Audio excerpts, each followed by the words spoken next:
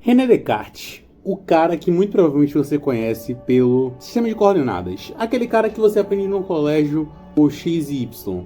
Um francês que muita gente não conhece muito bem. Porém, ele foi muito importante não somente na matemática, mas também na filosofia e em outras ciências, como física, por exemplo. Ele é um cara que, por incrível que pareça, fez um método parecido com o de Sócrates. De tanto se questionar, você provavelmente ouviu falar da famosa frase penso logo existo. Basicamente uma das frases que deu início ao Matrix. Porém, ele criou um método que é muito parecido com o de Sócrates, por exemplo. Para muitos não é muito importante a gente pensar sobre o que é o mundo real e o que é as coisas mais palpáveis, porém na filosofia existe uma diferenciação entre os mundos. Existe um mundo verdadeiro, ao qual conhecemos, que é esse mundo daqui, a qual a gente discute muito se ele é verdadeiro ou não, se ele somente faz parte de algo maior, ou realmente se é uma verdade esse mundo. Mas existe um mundo virtual, que está dentro dos espelhos normalmente. Quando a gente pega e vê, por exemplo, uma imagem no espelho refletida, a gente fala que aquele mundo ali é virtual, aquele mundo não existe, porém é muito semelhante ao nosso mundo real. Tanto que você não está dentro do espelho, então você não...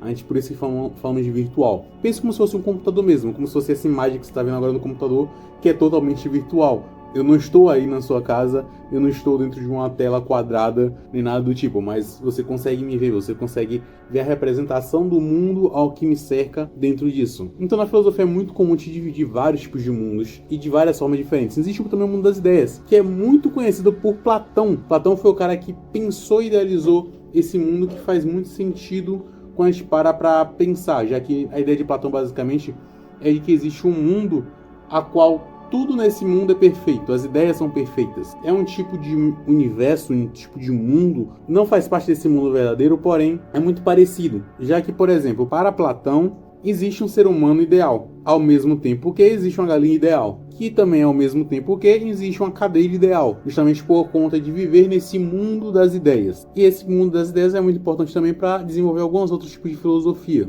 Mas isso a gente não vai muito sobre isso hoje. Descartes, como um grande conhecedor e grande estudioso, tanto que ele passou por muito tempo recluso da sociedade, não forçadamente, mas voluntariamente, justamente para poder compreender as noções da própria realidade e que ele gostava. Tanto que ele escreveu O Discurso do Método, que é justamente um livro a qual aborda e fala sobre como ele gostava de ficar recluso da sociedade, justamente para poder pensar, já que ele se entretia sozinho, ele não tinha necessidade de ter outras pessoas ao redor para entreter ele. Isso é uma coisa até muito importante que ele tenta ensinar a gente a desenvolver, já que é uma coisa também realmente muito importante, porque você nasce e morre sozinho, então a única companhia que você vai ter o tempo todo é somente você, então se entreter é fundamental para poder estar se conhecendo melhor. Mas ele queria saber se o mundo ao qual vivemos é um mundo real, se o que vivemos aqui é realmente a realidade, se não é, faz parte dos outros mundos a qual falamos tanto na filosofia, no mundo virtual, das ideias, o imaterial, enfim, se realmente é o mundo verdadeiro.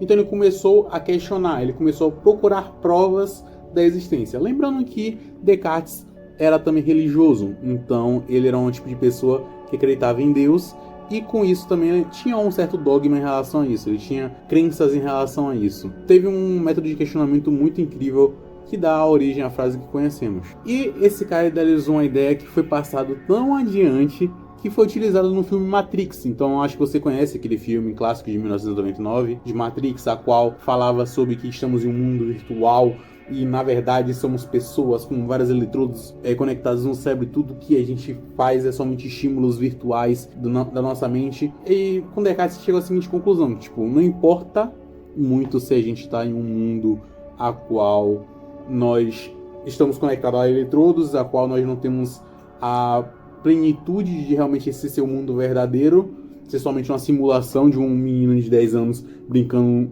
na garagem do quarto em um computador super quântico, mas que somente por termos consciência de existirmos já é uma prova de que existimos, seja nesse mundo ou em qualquer outro mundo, então existimos. E essa consciência é muito importante, tanto que a gente pode até brincar falando que a vida é muito parecida com The Sims por conta disso, por conta de que é um jogo a qual a gente pode estar dentro de um jogo, mas qual é a diferença entre estar dentro de um jogo e não estar dentro de um jogo? Qual é a diferença real entre nós estarmos em uma simulação ou não estarmos em uma simulação? Como é que a gente pode diferenciar isso? O que isso é realmente importante? Qual a importância disso nas nossas vidas? Então, ele teve muito desse questionamento. E um dos pensamentos a qual ele teve é justamente sobre o ser humano possui uma coisa chamada razão. E essa razão é muito importante. Claro que a razão que estamos falando aqui significa moral, ética, uma moral filosófica, a razão filosófica e psicológica. A gente tem a consciência de existir e de outros seres existirem. Então a gente também tem a consciência de que, por exemplo, por mais que você não saiba como outra pessoa está se sentindo, você pode presumir como a outra pessoa está se sentindo a partir dos seus próprios sentimentos. Então, se você está feliz com certa situação, você pode presumir que aquela pessoa está sentindo a mesma coisa que você, ou pelo menos ser uma coisa parecida, ser uma coisa agradável ou algo desagradável. E isso é muito importante porque, diferentemente de um lobo, de um animal, de um cachorro, nós temos a consciência das coisas ao nosso redor. Então, se a gente estiver comendo, por exemplo, um frango do KFC, a gente tem a consciência de pegar e pensar, meu Deus, um frango basicamente foi alimentado, morto muito provavelmente precocemente na vida dele, e está aqui na minha boca enquanto eu degusto esse frango maravilhoso. Que pena. Então a gente tem essa capacidade. Então isso é a razão do ser humano. Essa razão é muito importante porque é ela que dá o início à moralidade. Então nós temos conceitos morais, a qual a gente consegue discernir o que é certo e o que é errado. Mas isso não é uma coisa tão simples quanto se pode achar chegar nessa razão, porque como é que a gente vai definir o que é certo e o que é errado? Então temos justamente toda uma sociedade ao qual nos contribui e ajuda a definir essa moralidade, mas normalmente pessoas têm tipos de moralidade diferentes. Então, para algumas pessoas é certo beber café, para outras não é certo, para outras é certo comer animais, para outras pessoas não é certo isso. Então é uma coisa muito discutível. E nós podemos superar a razão, nós podemos conseguir superar justamente essa noção de razão do termos de moralidade? Eu acredito que não. Mas podemos estar pegando algumas coisas que fazem sentido pra gente, alguns elementos, algumas moralidades e conseguindo aplicar isso na vida. Até mesmo porque nós somos humanos do ponto de que desejamos algumas coisas que não condizem com a nossa razão. Então, um exemplo muito claro é você ter atração por um amigo ou uma amiga sua e você não conseguir discernir se aquilo ali é certo ou é errado. Para você pode ser errado fazer aquilo, gostar daquela pessoa daquela forma. Mas como é que você vai decidir isso, se é certo ou errado? Então você não consegue transpassar a moral nessa forma. Porém você consegue ir driblando ela de algumas coisas. Por exemplo, nós sentimos medo de alguns medos muito irracionais. De altura, ou de falar em público, ou falar com alguma pessoa que você acha muito atraente.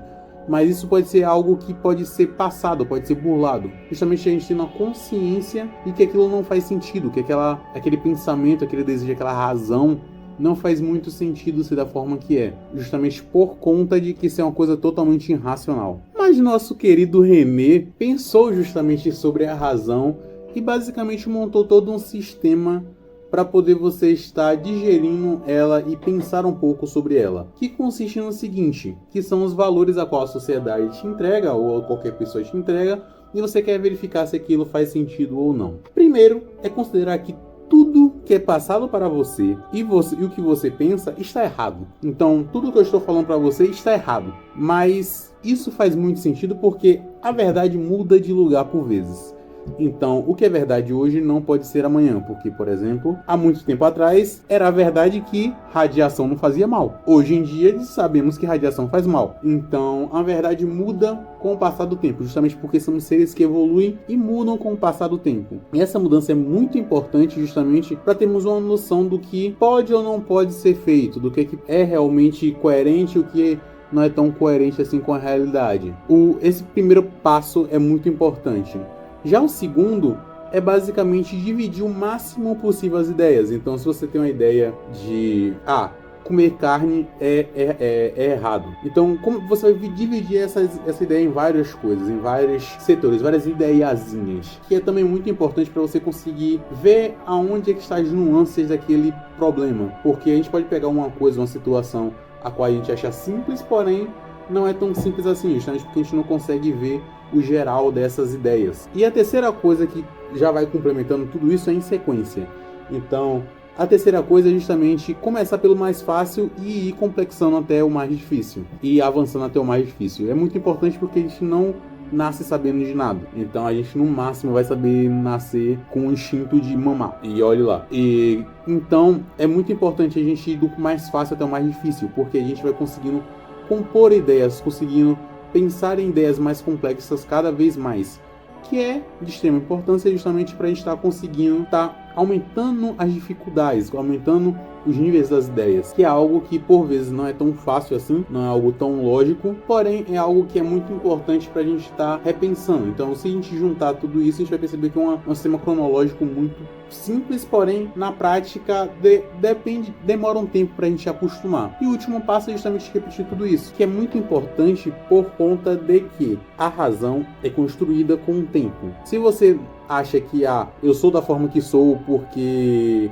a sociedade me impôs isso, então você precisa começar a repensar alguns conceitos. Então, você repensa pela primeira vez, você conclui que algumas coisas que você pensava estar meio errados ou não é bem condiz com a realidade. Aí você repensa pela segunda, já vê outros defeitos. Pela terceira, você percebe que o que você achava que estava errado, na verdade está certo. E por aí vai. Então é um sistema complexo de que você vai ver que tem alguns acertos condizentes com a realidade e algumas coisas que são distorcidas da realidade. E por aí vai. Vai esse sistema dinâmico ao qual a gente está acostumado, querendo ou não, na sociedade atual, mas que a gente vai repetindo, chegando ao ponto de que vamos tendo uma maior clareza em relação às coisas. E isso é a ideia de Descartes em relação ao método do discurso. Então, primeiro, assumimos que tudo que a gente pensa está errado. Segundo, a gente divide as ideias o máximo possível. Terceiro, a gente começa das ideias mais fáceis e até as mais difíceis para poder resolver. Isso não só serve para você pensar em ideias, mas também para problemas no geral, problemas no cotidiano. Então, se você tem medo de fazer algo, você pode começar justamente por esse método que é muito bom e é muito efetivo, porque você começa a ter outras visões, outras nuances em relação ao mesmo problema e você consegue se sentir muito mais confortável em estar fazendo algo. Até mesmo porque você vai vendo que algumas coisas condizem com a realidade, outras não condizem, outras coisas condizem, porém não são tão importantes assim, por aí vai. Então eu espero que esse vídeo tenha te ajudado a entender um pouquinho sobre o método do discurso, sobre entender uma nova forma de ver a vida, que eu acho muito importante justamente porque somos seres que estamos cada vez mais evoluindo. Então, se gostou do vídeo, deixa um like, se inscreve, comenta aqui o que você achou de tudo isso, que eu quero muito saber sua opinião, até mesmo sobre se você já conhecia esse método do discurso, ou se você conhece algum outro método que você queira que eu fale aqui. Então, muito obrigado pela sua audiência e tenha um ótimo dia.